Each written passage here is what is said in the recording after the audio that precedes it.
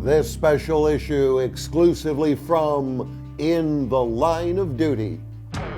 A nationally respected police counselor who has dealt with her own obstacles as an ex-cop says tears are sometimes the best thing after an overwhelming and traumatic incident. And everyone deserves understanding, empathy, and compassion. Hands up, I'm gonna shoot you. I will shoot you. Hands up! Hands up! I thought he was gonna pull a gun. You sent me that video clip of that officer, that young officer that got into the shooting, and you saw the breakdown. I found it very powerful because I feel like that officer has a better chance of making it through that situation by letting all that out. Could you imagine somebody holding all those emotions in? That's why we are where we are, and that's why we have the issues with mental health in law enforcement. So I found that video very powerful because I feel like that kid has a better chance at getting through that situation and many others if he continues to handle it that way. I hope nobody shames him for that, because I guarantee that some people will and probably have.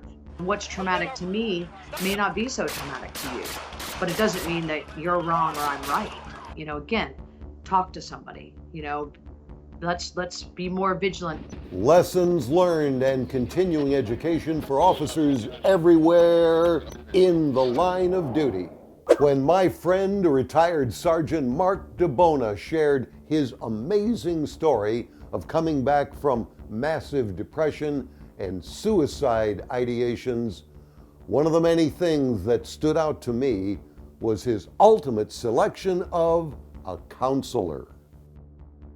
I found my present therapist, who's an ex-cop, and I've been seeing her for about 4 or 5 years, and I can't say nothing but good stuff about her. She's taken me from here up to here. The others were like a little bit on the textbook side, if that makes any sense. They were very like structured, and it just didn't click.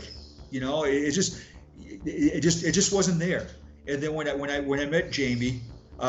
We shook hands. Hi, nice to meet you. We sat down, and she was just to let you know I'm an ex-police officer. She lost her job after a 16-year career due to drug issues. She got addicted to pain pills, if I remember correctly, and from a traffic crash. So she said, I understand the pain that's inflicted in law enforcement. So I think right there, she was very genuine and very just a very good person. Not to say those other therapists weren't. But it's just like, you know, some people don't like certain types of food or whatever. You just have to find that one. And if it means going to 2 or 3 different ones or even more till it clicks, eventually you'll find one. And I've referred so many people to her. After hearing Mark, I knew I wanted to meet this lady. And I'm so glad I did, and believe you will be too.